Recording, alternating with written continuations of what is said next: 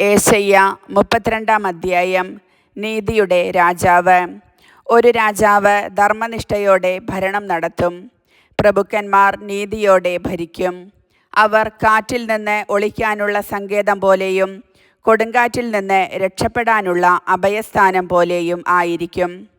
വരണ്ട സ്ഥലത്ത് അരുവി പോലെയും മരുഭൂമിയിൽ പാറക്കെട്ടിൻ്റെ തണൽ പോലെയും ആയിരിക്കും.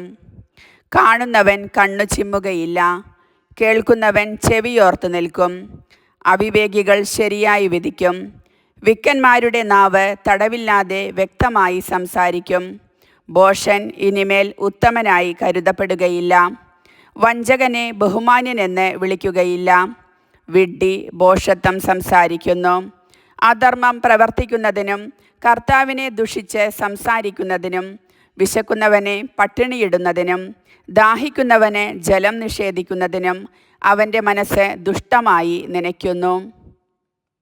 വഞ്ചകൻ്റെ വഞ്ചനകൾ തിന്മയാണ്. അഗതിയുടെ അപേക്ഷ ന്യായയുക്തമായിരിക്കുമ്പോൾ പോലും വാക്കുകൾ കൊണ്ട് അവനെ നശിപ്പിക്കാൻ വഞ്ചകൻ ദുരാലോചന നടത്തുന്നു. കുലീനൻ കുലീനമായ കാര്യങ്ങൾ നനയ്ക്കുന്നു. ഉത്തമമായ കാര്യങ്ങൾക്കു വേണ്ടി അവൻ നിലകൊള്ളുന്നു. അലസരായ സ്ത്രീകളെ, എഴുന്നേറ്റ് എൻ്റെ സ്വരം ശ്രവിക്കുവിൻ. അലംഭാവം നിറഞ്ഞ പുത്രിമാരെ, എൻ്റെ വാക്കിന് ചെവി തരുവിൻ. അലംഭാവം നിറഞ്ഞ സ്ത്രീകളെ, ഒരു വർഷത്തിലേറെയാകുന്നതിന് മുൻപ് നിങ്ങൾ വിറകൊള്ളും. എന്തെന്നാൽ മുന്തിരി വിളവ് നശിക്കും, വിളവെടുപ്പ് ഉണ്ടാവുകയില്ല. അലസരായ സ്ത്രീകളെ, വിറകൊള്ളുവിൻ. അലംഭാവം നിറഞ്ഞവരെ, നടുങ്ങുവിൻ. വസ്ത്രം ഉരിഞ്ഞുകളഞ്ഞ് അരയിൽ ചാക്കുടുക്കുവിൻ. മനോഹരമായ വയലുകളെയും ഫലപുഷ്ടിയുള്ള മുന്തിരിത്തോട്ടത്തെയും ചൊല്ലി മാറത്തടിച്ച് വിലപിക്കുവിൻ. മുള്ളും മുൾച്ചെടിയും നിറഞ്ഞ എൻ്റെ ജനത്തിൻ്റെ മണ്ണിനെ ചൊല്ലി, സന്തുഷ്ടമായ നഗരത്തിലെ സന്തുഷ്ട ഭവനങ്ങളെ ചൊല്ലി വിലപിക്കുവിൻ. ഉന്നതത്തിൽ നിന്ന് നമ്മുടെ മേൽ ആത്മാവ് വർഷിക്കപ്പെടുകയും മരുഭൂമി ഫലപുഷ്ടിയുള്ള വയലും ഫലപുഷ്ടിയുള്ള വയൽ വനവും ആയി മാറുകയും ചെയ്യുന്നതുവരെ കൊട്ടാരം പരിത്യക്തമായി കിടക്കും.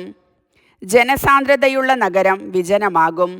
കുന്നുകളും കാവൽ മാടങ്ങളും വന്യമൃഗങ്ങളുടെ ഗുഹകളായി മാറും.